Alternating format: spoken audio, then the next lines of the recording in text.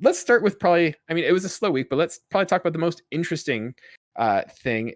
The SNES turns 30 this year. So it actually turned 30 yesterday, August 23rd, 1991. And I know some of you are like, but Kaylan, in Japan. No, North America, it's the 30th birthday. We're going with that. We live in North America, so we're going to go with that route. If you live elsewhere and it's a different year, I don't care. We're based in North America. So for us, it was August 23rd, 1991 it released. Adam, was this your first console, or did you play the NES before this? The first console I ever owned was a Genesis, actually. So Oh, I started with that. Then the Super Nintendo came in later, and it ended up being Nintendo for a while because it was Super Nintendo. We still had the Sega, but I basically turned it on whenever I wanted to play Sonic. That was about it. yeah. And then I went N64, and then I've been basically like, I have not had a Nintendo Actually, that's a lie. I had the Wii, so.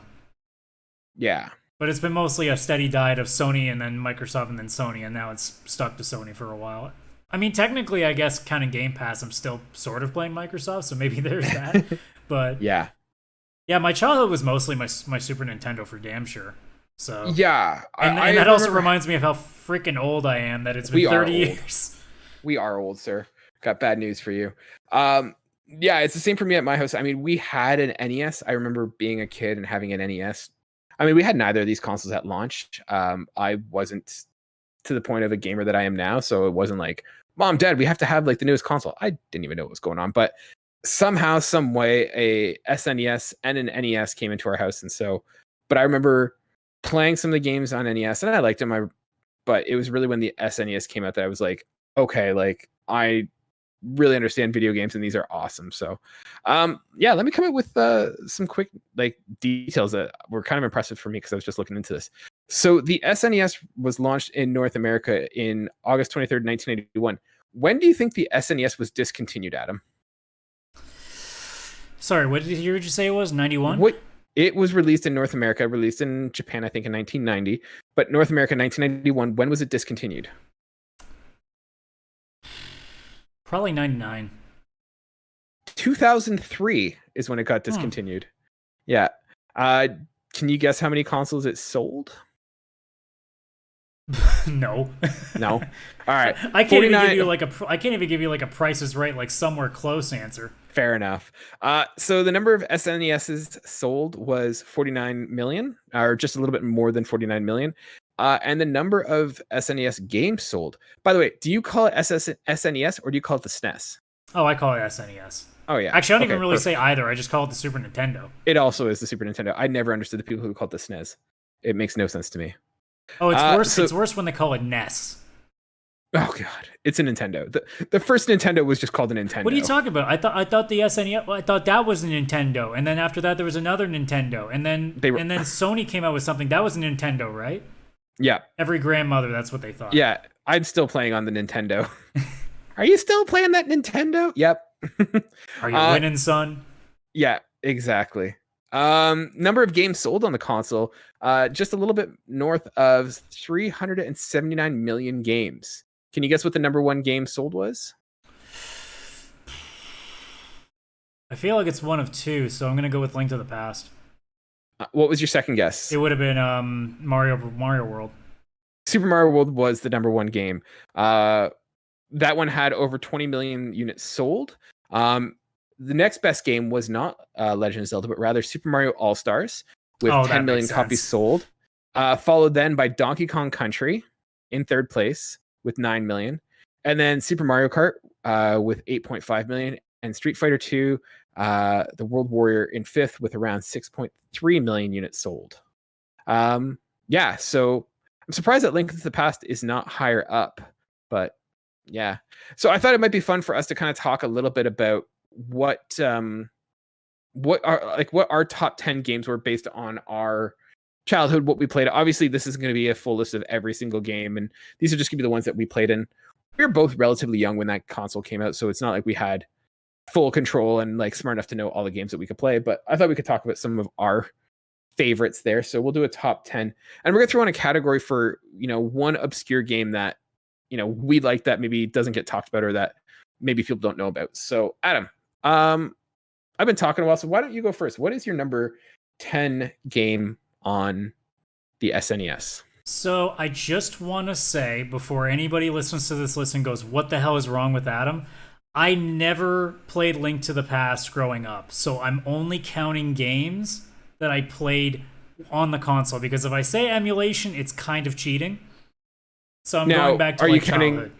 If you're playing on the SNES Mini, is that cheating or is that count as playing it on the Well, SNES? I don't own it, so no. Uh, Throwing you a bone here, sir. All right, so number 10, what do you got? Number 10, it's kind of a cheat too, but Super Mario All Stars just because I never got to play the original NES games, so Okay. that was a big plus for me. I mean, being able just to you can't really hate anything about that because it's basically like a ton of really good games. It was like the orange box before, like long before the orange box. So, Yep. and I mean, sure, Super Mario 2 was not actually Super Mario 2. The Lost Levels was, and I don't talk about how good I was at that game because I wasn't. Nobody was.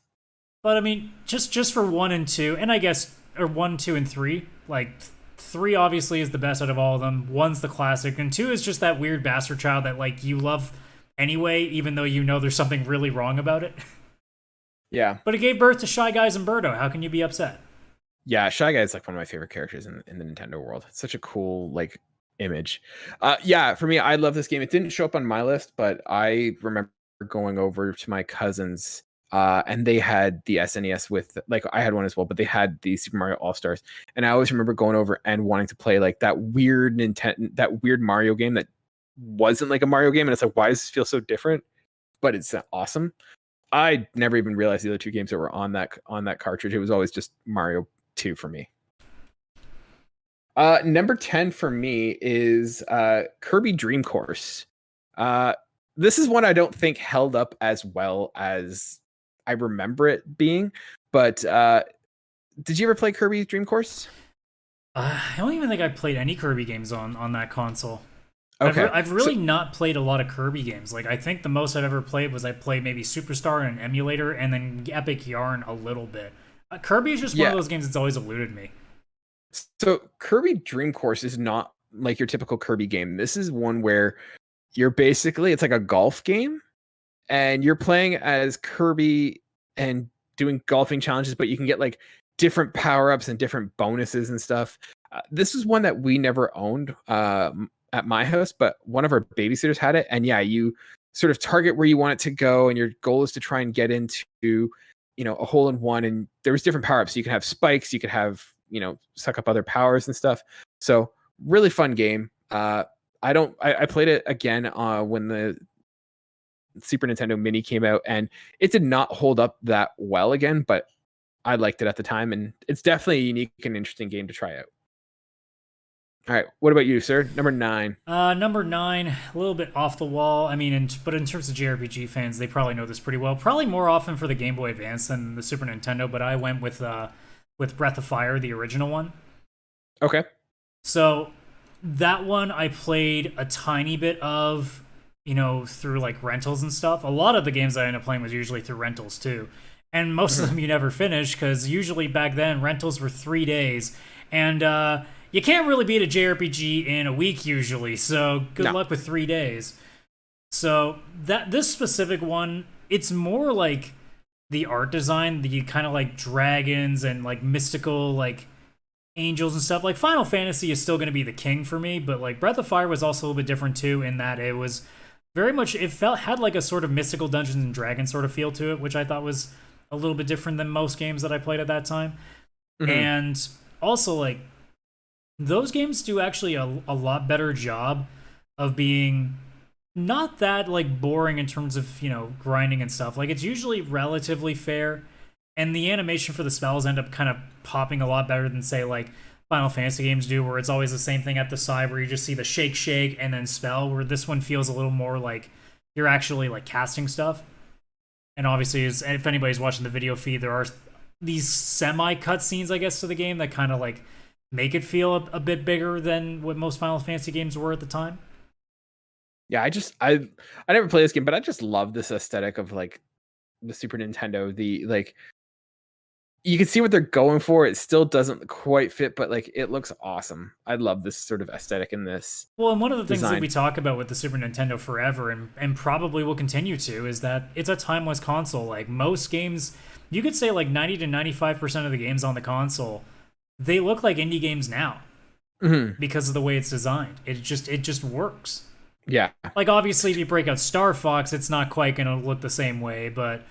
You know, if you pop in any Mario game, any like Final Fantasy game, like it all just looks like a game that could have been released yesterday. Yeah, exactly. My number 9 is Mortal Kombat. So I was a Mortal Kombat kid. I never played Street Fighter when that was on the SNES. It was just a fun game, and I probably was too young to play it, but I remember playing it with my friends and stuff, and like people would come over. My dad would play it with me and just button mash. Like I did not grow up with a dad who played video games like for his own fun. He just played, with me, and I remember playing that with him or my buddy Aaron and stuff. So like it was kind of fun doing that. My go-to character for that was like Scorpion, and I remember just loving just like figuring out all the different combos and how to do cool things. And so yeah, that was a game. It's just really neat how they did like that motion, like that almost looked real at the time, just the way that they recorded the fighting styles, and then just like learning the secrets of the levels and stuff. It was an awesome game, and it's one that I still like to play nowadays. But did you use the blood code back then? No, I did not use the blood code because I didn't know about that when I was a kid. I never even noticed it, to be honst. So, yeah, I mean, whenever I played it, I'd have the Genesis copy that I'd rent specifically because I didn't know the blood code either. So whenever we went to the store, if we wanted to rent Mortal Kombat, we made sure we got the Genesis version because that one you didn't have to do anything with. Exactly. What's your go-to fighter for Mortal Kombat? Like all time? Yeah, let's try and keep it in the original SNES, but if that doesn't fit for you. Oh, if it was the SNES, it's Ultimate Mortal Kombat 3. Yeah. Even though what fighter? Like who's your fighter, character? sorry. What character? Probably Sub-Zero, just because again freezing people has always been cool. Nah, Scorpion's the best with the little like come here. That's the best part. Yeah. I guess we're destined to fight each other. Apparently. Still haven't seen the Mortal Kombat. Wait, shit. Am I the one that dies or am I the brother? Oh, I didn't think about this part. All right. What about you, sir? Number 8. Number 8. It's going to be a bit of a simple one. Super Mario Kart. Okay. I mean, what's not to like about it? It's the original. I mean, obviously it was done better way after that, but as a game that came out back then, like you can't really ask for too much. Like that was pretty crazy back in the day to have something that was that fun, playing with friends, especially like. It was always one of those games that like you could, if somebody had it at their house, you knew that was all we were playing for like the entire day. So oh yeah, it was the best. Except like I hated Rainbow Road. Where do you fall on Rainbow Road? I am like the one person that loves to pick Rainbow Road. A, because I'm pretty good at Mario Kart, and B, because I like watching everybody panic. I hated Rainbow Road as a kid. I like the haunted one, the one that we're watching right now. That was one of my favorite Ghost tracks House. to play on. Yeah, the Ghost House. That was a good one. Mario Kart is number 8 for me as well. So I don't need to chat too much more on this. It's the game that launched the franchise, and it was awesome. Who's the best driver, though? I always liked Yoshi. I've kind of always been like that, too. Although now, if I play on like the newer games, I'll usually use like someone like Rosaline or whoever has like the highest speed, because my focus is usually just be as fast as possible, and I can drive better enough that I don't need to have like really good handling on my cars because I can handle it. Yeah, it's funny because I feel like they tried doing that, and I don't know if it was ever really done that way, but like you could tell that not all the characters were leveled the same, and so like if you picked Bowser, you were screwed. Yeah, unless you're really good. Yeah. So, oh yeah, this is a good one too with the Magma Cup or the Magma Bowser's Castle. Number 7 for me, then I will move up to a classic. Although most people probably would have played it in arcades and stuff, but Teenage Mutant Ninja Turtles: Turtles in Time.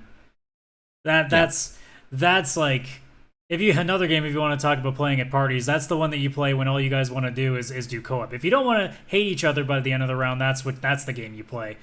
Usually you play Mario Kart if you want to yell at each other by the end of the day, but if you want to actually do stuff together, this would always be the game you do that too. Oh, this game is so good. Yeah, I absolutely love it. And the fact that it's been revived like so many times tells you how good this game still is. Yeah, Oh yeah, just all the different levels. Like the level design is so good. The combat is awesome. Like just all the bonuses that you can do and stuff. Like it was so good to play. Just the one level specifically where you had to throw guys at the like throw it towards the TV to actually damage. Like it was such a cool concept back then because like it was unheard of. Like most beat 'em ups, it's just slap, slap, slap, slap, slap, slap, slap, slap, slap. Whereas this one was like, all right, weaken them enough, and then just launch them face first into your own friggin' monitor. Yeah, and they came at you, which was the best. So good. Yeah, I remember playing that and like doing that. And I'm like, oh, we beat the game, and then you get sucked into like the time machine. It's just this is awesome. And you're like, oh, like I was we're not playing even that remotely close to being done. Oh no. Damn. Yeah, I distinctly remember playing the level where you fight the dinosaur. That was like really cool. Yeah, same with the one on the train, the Wild West one. Yeah, the pirate ship. Yeah, the pirate ship. That's such a good game. Who was your favorite Ninja Turtle to play as? It's always Donatello. I like the range. Right. I always thought that like that was like the unpopular choice, but no, I loved playing as Donatello. Same even goes for like the off the board fighting game, Tournament Fighters. I always used him too then. Mm-hmm. Yeah.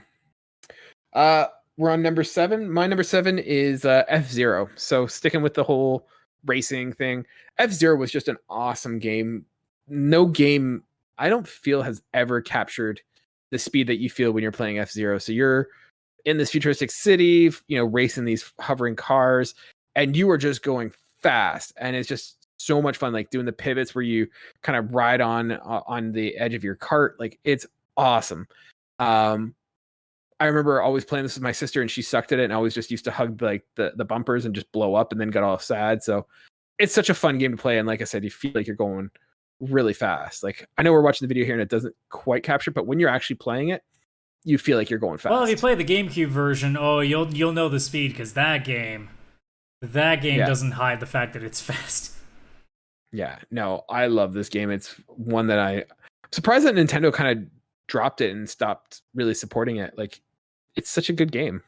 I guess because their thought process was probably, well, we already have a racing game that's taking the market, so why make two? Mm-hmm. Yeah, but I always felt like Mario Kart was the fun party racing game, and F-Zero was a little bit more skill based, or it wasn't like as much just like, hey, it's fun to pick up. Like you would not pick this up with friends just to like, hey, let's screw around and play F-Zero. Like you were committed to playing F-Zero. Well, it also like, and again, like I don't know what the sales figures were for that, but it also could be that it just wasn't selling well. I don't know how. I think the last one that would have been out would have been GX for the GameCube, and yeah, I mean, I assume it probably didn't do very well, so that's probably why we haven't seen one since all the way back then. If there was another one, I can't remember, but I don't think there, other apart from like re-releases. I don't think there's been more. Yeah. Number 6 for you, sir. It may feel weird to be this far down the list if I'm a bit of a JRPG guy, but it's also because I've never properly finished it. I've always like played it in pieces, but Chrono Trigger is at number 6 for me, even though I'm sure a lot of people will be like, it's not even in your top 5 and you're the JRPG guy. Yes, I know. There's gonna come a day where I finally actually play it in full and maybe I'll say a lot better things about it, but as it stands right now, it's just one of those games where it's like, I know how amazing it is, and every time I do play it, it's a lot of fun. It's just for some reason, there's just that time where it's something else gets me away from it, and then I'm like 2/3 the way through, and I'm like, this game is awesome. I love this. I should finally finish this. And then something else happens, and it goes, nah, just kidding, bro.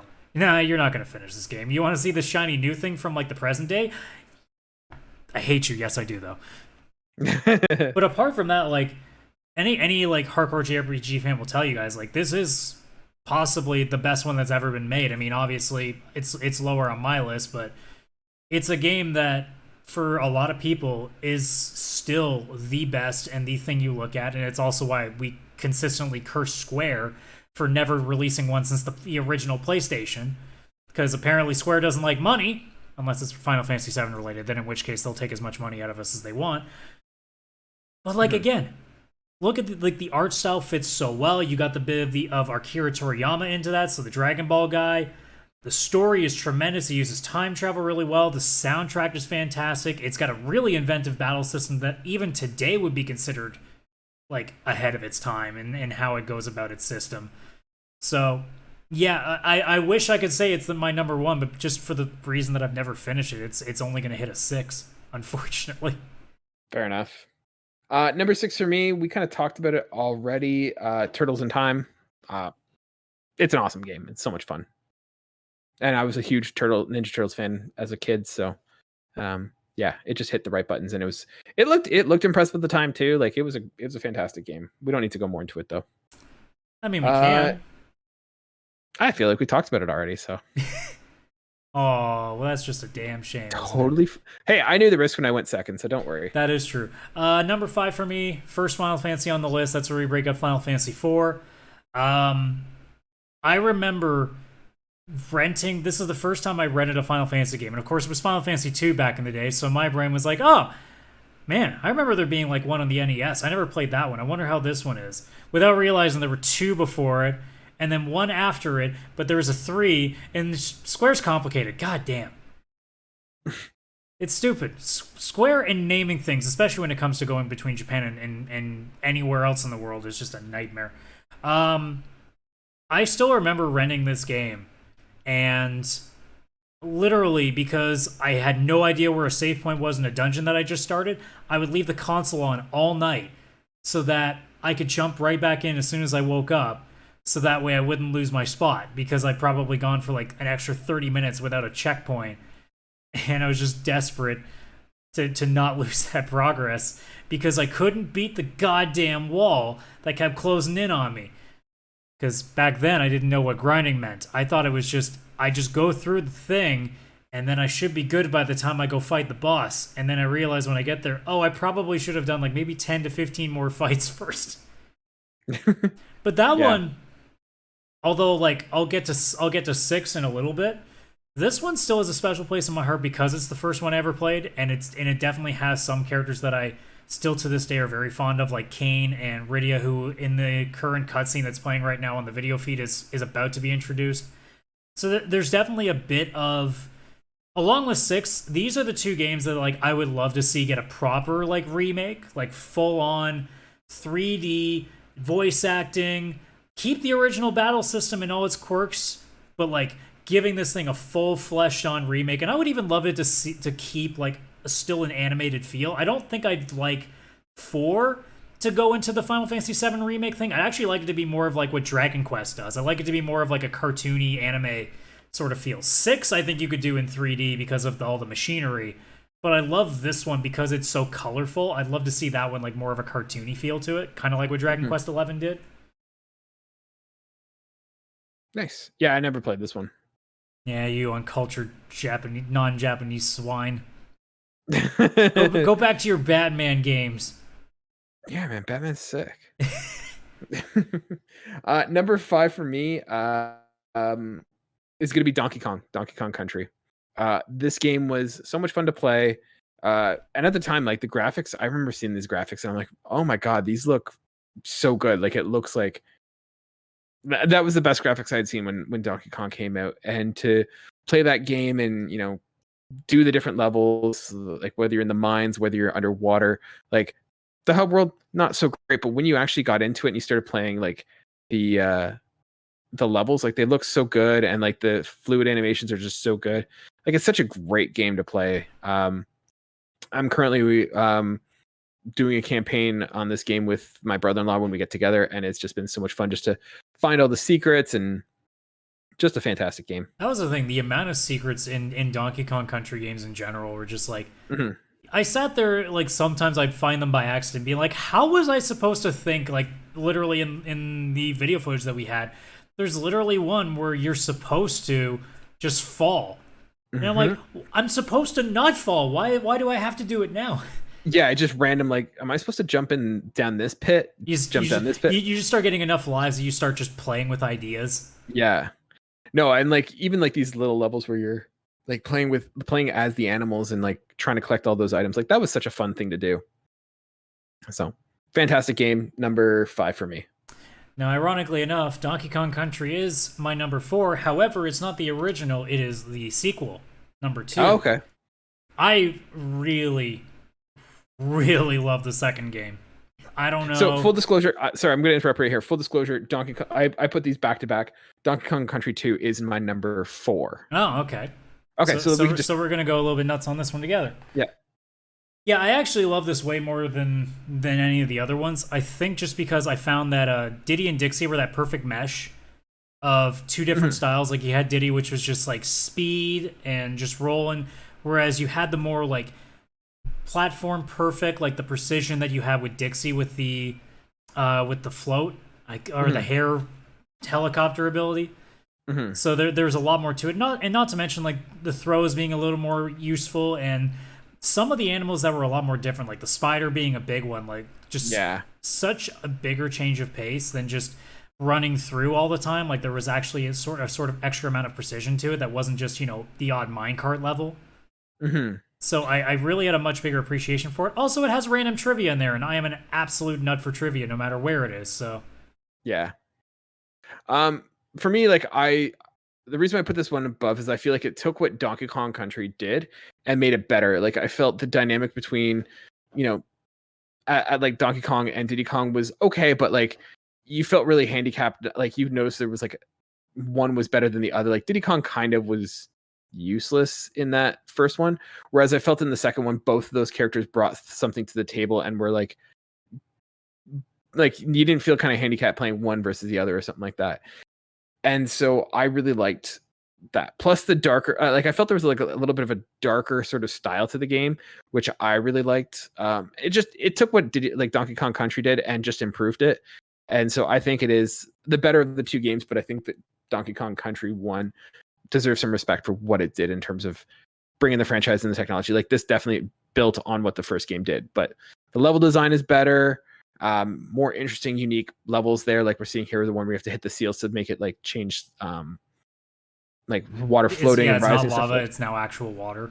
Yeah, so it's like really cool. Like I really like what they did with this one. So yeah, I think Donkey Kong Country 2 is the better of the two. And I mean, you can't hate a game when like literally a victory animation is Dixie on an electric guitar shredding some licks. Exactly. Exactly. Number Uh, 3 for yeah. me, that would be when we finally get to like the games that everybody really knows, and Super Mario World would be Mhm. that one for me. Interesting. Okay.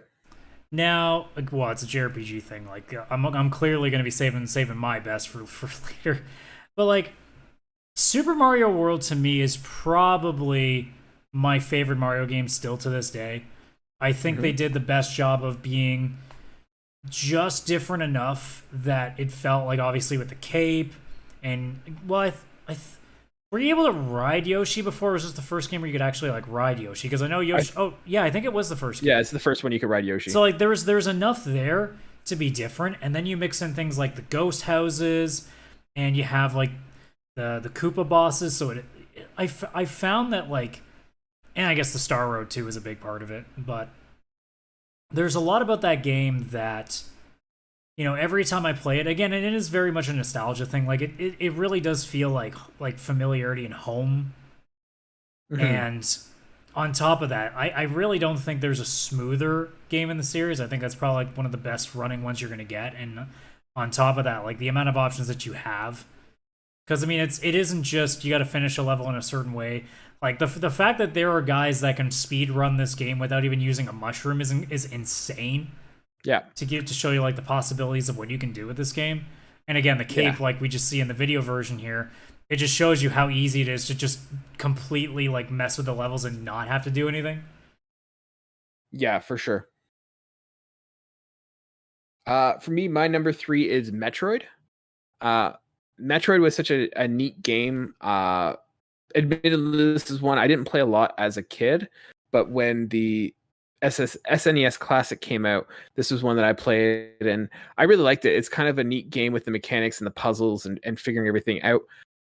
I'm gonna be honest, I find it a little complicated and a little confusing at times, and like it's definitely one that you have to play with a guide. And I started without playing a guide, and then I did, and then I'm like, I'm so lost. I don't know what's going on here. Uh, the story once again is also kind of like it's fine, but I feel like it's more the gameplay that everyone's playing for. And so yeah, I really like this game. It's really neat what it did, and um, like I said, the level design is really good. But it's for me, it's one of those. It's needlessly sort of convoluted in terms of like the mapping system. I wasn't a huge fan of. in terms of how to do it and where to go and stuff. It shows its age a little bit, in my opinion, but it's not a bad game by any stretch of the imagination. But I feel like there are games in this genre that have iterated and done better. But I think at the time it's a good game for, the genre that it started or helped contribute to start. So, geez, talking so positively about it, your number 3, eh? It's one of those, I respect what it did and everything. Like, it's a fantastic game. I love the aesthetic. I love the narrative and like the lore that it builds and stuff. So it's a really awesome game, and I know how important it is in terms of overall gaming culture, and that's why it's so high for me in my number 3. So here's a scary thing for people. I've never played Super Metroid still to this day. Honestly, it's worth trying, but like it gets, for me at least, it got pretty complicated and confusing in terms of where I had to go, what I had to do and stuff. So like I think it's one of those. I actually just realized that I'm like, I've had an emulator forever, like since like high school, and I've never even tried it. I'm like, that's kind of crazy to think about. Like, it's the game that like everybody says is like so good, and I've never touched it. Mm-hmm. Yeah, I would recommend trying it. Like, definitely try it. I definitely think it's one that you'll have a better experience with it if you have a guide. Yeah, well, good thing we're at a point now where you actually have pretty good internet. It's not dial-up, so you don't have to like print off 15 sheets to figure out how to do the goddamn forest temple or the water temple in Ocarina of Time. Exactly. Anyway, number two. This is where we get into I'm just going to talk about like the best JRPGs on the console now. Super Mario RPG is number 2. That game is still. I still can't believe to this day that we still don't have another one of them, because it's so good. But it's the fact that obviously they're getting Square and Nintendo on the same page again. But like, man, I know they tried their best with like the Paper Mario games or the Superstar Saga games, but like nothing has remotely come close to capturing what this game did. And my God, like there is, if somebody ever speed runs it at SGDQ or AGDQ, whichever one of the games done quick speed runs, I always make sure I catch it, because it is so fascinating to watch people do super jumps for 100 times in a row. Because it's just impossible. Yeah, this is one I remember seeing a little bit. I played a little bit, but I never really got into it and know it enough. But yeah, like it's neat. It's neat what they did with the property. Yeah, and I mean, again, like it did something completely different than most games would. Like that's where you had the timed hits. You were playing a game, but you still had to be focused while playing. It isn't just hit, fight, and watch it happen. You actually had to be timing it so you get the most damage out of everything, or you defend for the most damage. So. Yeah. It was also very involved. And then again, it was just that weird, like, it was that weirdness of a Mario game being something so completely different. It's like, I don't think Mario is Missing is a great game, but because it was so different for what you expect a Mario game to be, it was the same with Mario Kart.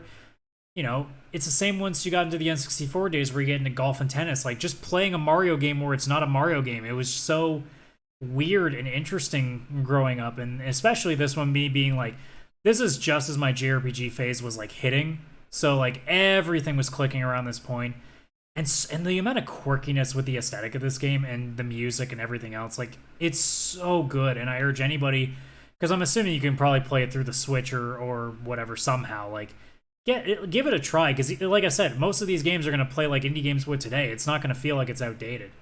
Mm-hmm. Yeah, my number 2 is Super Mario World. So this is one that I played a lot of as a kid, and I still play to this day. It's like the levels are so well designed, and yeah, what they did was they took Mario and they just brought it to the next level and kind of revitalized it. Not that it necessarily needed it, but it would have been so easy for them to just say, hey, it's going to be the same Mario that you guys know before. But it does a lot of neat things, and the levels are so well designed, and the gameplay is so smooth. It's such a fantastic game. A lot of the neat things that they came through with, like the cape and everything, Yoshi, it's all really cool, and I really like that game. And there's a reason why it's the number 1 selling game for that console. Absolutely. All right, number 1. Number 1. Well, I did mention another Final Fantasy game was coming at some point, so I guess I can't delay it forever. So Final Fantasy VI. To this day, I still think is the best game ever made. It may not be my favorite game ever, but it is definitely, to me, the most perfect game that I have ever come to know of existing, I've ever played. You know, everything is done right. The story is magnificent. The villain is magnificent. The aesthetic to this day, it's almost 30 years old and it looks amazing. The music is quite possibly the best soundtrack I've ever seen in a game. The combat system, very good. The only complaint that most people make about it, and I kind of agree with, is that by the end of the game, most of the quirks to your characters, they kind of become obsolete, because by the end of the game, you can teach them all the most powerful magic spells, so you don't need to ever use their abilities. But I mean, it's an end game thing. Like, that's just from grinding over and over again. So that's most JRPGs, you kind of dumb down the combat if you're max level and you've learned everything. So it kind of does take that away. But like the other 75-80% of the game that you're playing normally, it's so inventive. Like being able to do things like use a freaking chainsaw on enemies, or take the musclehead guy and suplex a freaking train. You know, things like that. Yeah, there's an infamous enemy called the Phantom Train. Normally, you just beat it by throwing a phoenix down at it because it's undead, so giving it a life kills it. But everybody knows that if you want to play it properly, you make the guy use his suplex ability, and he literally picks up this giant train, and you see the train go up and upside down. That's hilarious. It's the best thing. Actually, you know what? Oh my god, this is... You gonna pull it up on the screen? Yeah, absolutely. I need to pull it up on the screen. Give me one sec. And I'm sorry. If you guys aren't watching this on YouTube, you should be doing this because you missed some fun stuff. This is, if you guys are listening to it on audio, this is one episode that might be worth watching just because we are kind of watching some of these old clips. You get to watch a guy suplex a train. So look, they're running away from the train. Like, normally you stand there, but you're getting chased by the train. You got to stop. Yeah. Now we're going to solve the problem. Oh, I guess he's going to do a little bit of an evil spell to toot some ghosts at you. Oh, now you're angry. Too bad. That's what trains do. Suplex in that bitch. Bam! And he's dead. Awesome. You suplexed him to the double afterlife. Killed the undead. Fantastic. But yeah, that game, like, I wish I could go back and play it every single day because it never gets old. You know, I can watch speed runs of it and it feels like I just played it yesterday. I can watch somebody make a video, you know, talking about everything that was great about it, and it feels like I just played it yesterday. Like, I still remember everything like it never...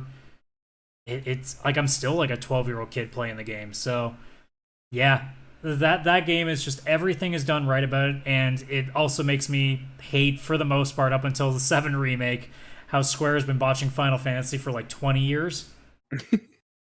Awesome. I'm going to save us from having a bunch of people just yell at us and be like, why the hell is this not on the list? I'm going to go with Legend of Zelda, A Link to the Past. This game is definition perfection. I am not a huge Zelda fan. I've not played all the games. I am not the biggest Zelda fan, but I will attest that A Link to the Past is a perfect game and probably the best Zelda game. Aesthetic is perfect. Like, it looks so good. Like, the way that they did the art design, like, it looks great. I mean, they brought it back like not too long ago with the Link Between Worlds, so yeah. So like the design is good. The dungeons design is immaculate. Like, it's all the dungeons are so clever, so fun. Like, I don't feel like there's any particular one that's like complete BS. So like, they're fun to traverse and figure out those puzzles. The map is absolutely amazing. Like, in terms of how it's designed, like the different sections, it's easy to navigate. It's not a pain in the ass to get from one end to the other. Like, it's so well designed.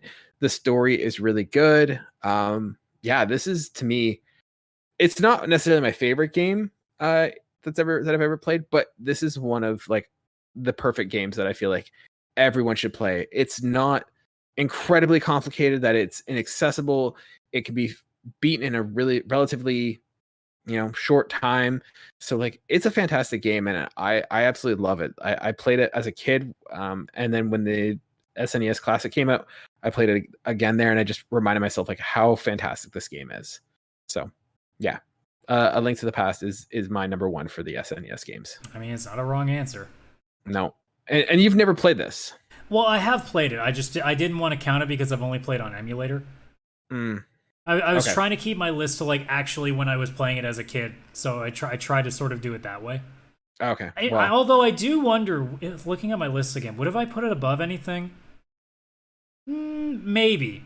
It's for me, like, I've never been too, like, I don't hate Zelda games. I've never been too big on any of them. Like, I don't look at Zelda the way that people look at, you know, it as like the one of the biggest franchises out there. I'm not saying it's not. I'm just saying for me, it's not that game that's always like turned the needle for me. Every time I see a Zelda trailer, I don't immediately think, oh my god, oh my god. I'm more just like, hey, that's cool. I'm sure a lot of people are going to enjoy the hell out of that. Yeah. And I'm like that too, but this is the one exception to that game. Like I really like the Zelda games. I like A Link to the Past. Yeah, for and sure. then I played Link's Awakening when they made that remake for the Switch, and that was good.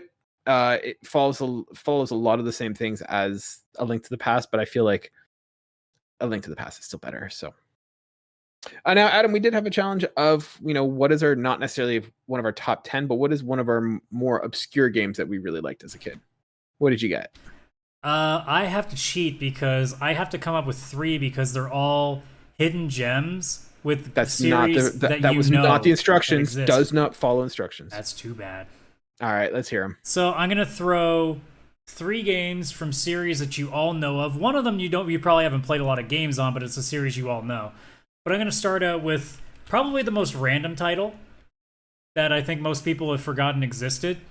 There is a Mega Man soccer game. What? Oh, so I've already got you not knowing one. Mega Man Soccer. What? Where you play soccer and slowly unlock enemies as your teammates that have these special little abilities. Or, like, say one guy's really good at attacking, one guy's really fast, and then, like I said, there are things like special abilities and stuff. I'm not saying it's an amazing game, but it is a game that the first time you look at it, you're just like, this is like a fake, like somebody made this. No, the Capcom made that. And just most people forgot that it existed. It's funny. It feels like there's almost like a delay just watching this game being played. Yeah, there kind of is. The game's a little bit weird. You can tell that Capcom was like, let's just take like this code that we used for another soccer game that nobody cared about, and let's just throw these sprites on it. Yeah. It's all right, not what else bad, but it's a sports game on the Super Nintendo, so don't assume it's going to be, you know, some like really smooth, you know, buttery smooth kind of game. I have never seen or heard of this game. Nope. And you may never remember it again because you'll probably not want to think about it after that. All right, what else do you got? Let's hear it. So, Final Fantasy, going back to that, everybody knows and loves Final Fantasy. A lot of people don't know about what is considered blasphemy to Final Fantasy, but I actually liked. It's called Final Fantasy Mystic Quest. Okay. And this game was essentially, you know, in the same vein that we didn't get Super Mario Bros. 2, the actual one, because the Japanese thought we were too stupid to do it. Mm-hmm. Turns out they were right. It's fucking hard. They thought Final Fantasy was too complicated for English people, so they made this game, which is the most simplified JRPG you'll ever play, to the point that you don't have to grind. It's so goddamn easy. But there are 2 things the game does really well. The sprites actually show battle damage. So if like you're facing a boss, there's usually like 3 or 4 different sprites for it, so you know how close you are to finishing it off, which is really cool. And then the music is just badass. I will dare say that Final Fantasy Mystic Quest has the best battle theme in all of Final Fantasy. Fight me on that one. This almost like looks like just like you're playing in the desert, and this is Dune. It looks like they just ripped off Dune. Yeah, it kind of does, doesn't it? A little bit. All right, what's the last one you have? The last one, although I'm a little bit worried because my our recording feed, I'm pretty sure, is still recording, but the video is not letting me change the screen, so we might be stuck on this for a little bit until it fixes that. There is a Sailor Moon RPG that never came out in English that finally got a fans translation, and you can play through like emulators and stuff. It's called Sailor Moon Another World. And I'm really upset that our Streamlabs is now completely frozen. Even though it's still recording, like, I want to stress to anybody watching the YouTube version, nothing is wrong on the screen. Everything is running smoothly. But the app, for some reason, is not letting me change any of the channels right now, which is driving me crazy because I want to. But No, Sailor Moon has an RPG. It's called Sailor Moon Another Story. And I can't really say too much about it because I've only played like maybe an hour or two of it. But I thought it was so interesting that like Sailor Moon was big when I was a kid. Oh, like, yeah. really big when I was a kid. You know, every morning that I got up, I would catch the last 15 minutes of Sailor Moon, and then I would catch the first 15 minutes of Pokemon before I get up or before I go get the bus to go to school in the morning. So like for most of us, Sailor Moon was even if you were a guy, it was still Sailor Moon something was that you dope. still watch pretty awesomely. And Yeah, Sailor Moon was awesome. I don't know if we ever really got any games in North America, and if we did, they certainly weren't any of the good ones. So, I think the feed's finally working now. Perfect. Okay, so I can show like a little bit of it now before I go. So, yeah, and it also does a really good job of actually like being its own story and introducing like more than just the Sailor Scouts you used to. So if you ever played this game and you've only watched like the initial series, there's Sailor Scouts you never even knew existed. Like, I didn't know that there was a Sailor Uranus, a Saturn, a Neptune, or a Pluto. I'm like, who the hell are all these people? And then you just get to play them. And then you realize, oh shit, they're so much more powerful than the ones I like. Oh no. That's a bold move, making a Sailor Uranus. Yeah, I know. There's a Sailor Butt. We know. Yeah. But yeah, it's one of the... I'll see if I can quickly get the battle system. Oh, there it is. Perfect. But, like, still very basic. There's nothing too special about it. But again, like, it's just so jarring when you've never seen a Sailor Moon game proper and you're seeing something like that being like, man, I would have played the shit out of that growing up. There's also, like, a couple of fighting games that we never got. Like, there was a lot of interesting stuff that we could have gotten, but Japan was just like, these kids don't get the anime that we do. They don't get our genius. I mean, we kind of didn't for a while, so I guess they have a point in that. But yeah. Those are three pretty obscure ones. Mystic Quest, I think most people know of. And actually, fun fact about Mystic Quest, I almost forgot. That's the first Final Fantasy Europe ever got. That was Europe's first Final Fantasy, which is crazy to think about it. I think the next one might have been 7. Yeah. Interesting. I never knew that, but I mean, Japan's weird. Yeah, I know. They march to the beat of their own drum. Yeah, they do. They really do. So, but I mean, it's awesome. I can't wait to visit it one day. For me, my unknown favorite hit that didn't come up on the list was Zombies Ate My Neighbors. This was one that my sister and I had, and it was just so much fun. You're going around. Basically, you look like you're from the 80s and just go around shooting zombies, and like the levels get weird.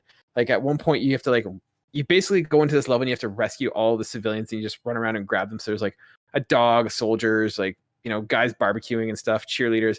And it's just a lot of fun to kind of go through and explore all the different levels, save all the people. But like Beware the levels get the weird. Giant baby. Yeah, there is a level with a big giant baby that you have to go rescue at the mall. Like, it's a fun, stupid game, but it is so much fun to play. Like, my sister and I would always play it together. So it was a lot of fun to play. It's kind of one of those games that's like really fun, but god damn, does it stress you out as a kid? Like the chainsaw guys, because they can actually the chainsaw guys they were can the cut worst. through the bushes, so they actually can trap you. Yeah, them and the werewolves always used to freak me out as well. But like the chainsaw guys would chase you around and then spin around. It was the thing of nightmares when you are like. Did you know that somebody made a mod to actually make it more like Doom? What? No. Oh, I guess I'm showing two crazy things on the show. All right, let's see this. So somebody made Zombies Ate My Neighbors in the style of like a Doom game, and it looks phenomenal, and I would play the crap out of this. Ladies and gentlemen, if you are listening to us audio today, totally respect it. We love the fact that you guys listen to audio, but this is an episode to check out with the video because we are just watching right now, and it is 100%. Some guy's walking around with a red Uzi shooting zombies. It looks like one of those arcade like ones that when you're playing like House of the Dead. Yeah, it looks very much like a mixture of like Duke Nukem and Wolfenstein. So yeah, really fun stuff to watch. I don't want to tell you what the big baby looks like in that mod. Whoa. I can imagine. But yeah, awesome. So yeah, 30 years since the Super Nintendo was released. Really an awesome console. It's to me it's the greatest console ever made, but I still look at the PS2 as the best one just because of the sheer volume of library that it has. But like the Super Nintendo is just that console that like You can put in a time capsule and open up in 50 years, and it's people are just not going to look at it like it's some old antiquated hardware. Depending on the games, like there's a few like Clay Fighters might be a little bit weird, like not F-Zero, Star Fox might be a little bit weird, but like take any average run of the mill game on that console, they're going to look at it and be like, yeah, this seems pretty basic. Like this is like a game that we could see coming out. It's a timeless art. It's a timeless art style for the most part that like stuff like the N64 and stuff didn't really benefit from. And they also played. They didn't play in 30 frames, so they actually feel fast too and responsive.